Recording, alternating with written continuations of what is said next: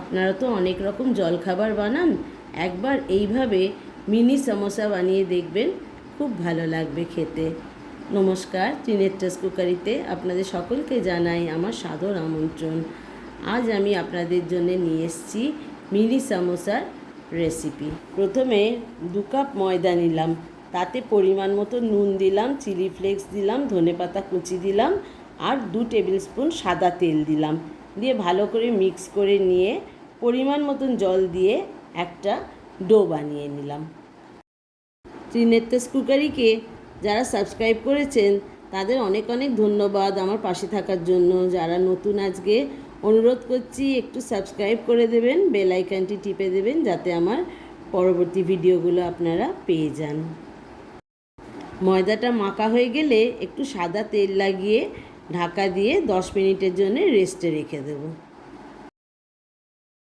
এবার একটা বলে 4টে আলু সেদ্ধ করে গ্রেট করে নিলাম, তাতে পরিমাণ মতো নুন দিলাম, তারপরে লঙ্কা কুচি দিলাম, আদা কুচি দিলাম, জিরে গুঁড়ো দিলাম, ধনের গুঁড়ো দিলাম, ধনে পাতার কুচি দিলাম আর বাদাম ভাজা দিলাম।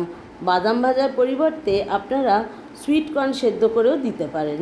এবার ভালো করে মিক্স করে পুরটা রেডি করে নেব।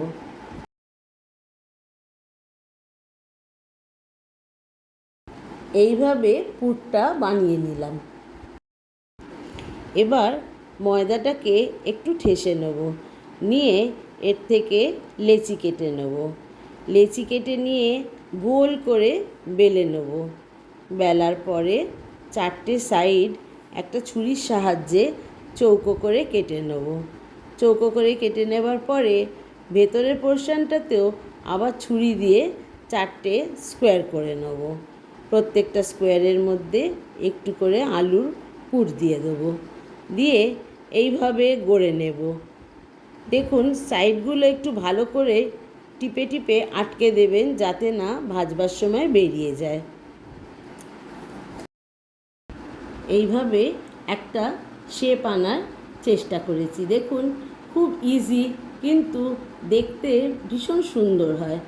এইভাবে ভালো করে প্রেস করে সিল করে দেবেন যাতে না পুরটা বেরিয়ে যায়। এইভাবে সবগুলো গড়ে নেব। এবারে কড়ায় সাদা তেল বসাবো। সাদা তেলটা একটু হিট হয়ে গেলে মিডিয়াম হিট করবেন, খুব বেশি নয়। তারপরে একটা একটা করে মিনি সমোসাও বলতে পারেন বা যে কোনো স্ন্যাক্সের নাম দিতে পারেন আপনারা, সেগুলোকে ছেড়ে দেব। দিয়ে একদম কম আঁচে ভাজতে থাকবো। সমোসাগুলো যখন গোল্ডেন কালার হয়ে যাবে তখন তুলে নেবেন। এর সঙ্গে কাঁচা লঙ্কা একটু তেলে ভেজে সার্ভ করবেন, খেতে অতি সুস্বাদু হয়। আমার ভিডিওটি কমপ্লিট হয়ে গেছে, আপনাদের কেমন লাগলো একটু কমেন্ট সেকশানে লিখে জানাবেন। রিকোয়েস্ট করছি একটা লাইক দেবেন, একটু শেয়ার করবেন। এতক্ষণ আমার সঙ্গে থাকার জন্য অনেক অনেক ধন্যবাদ।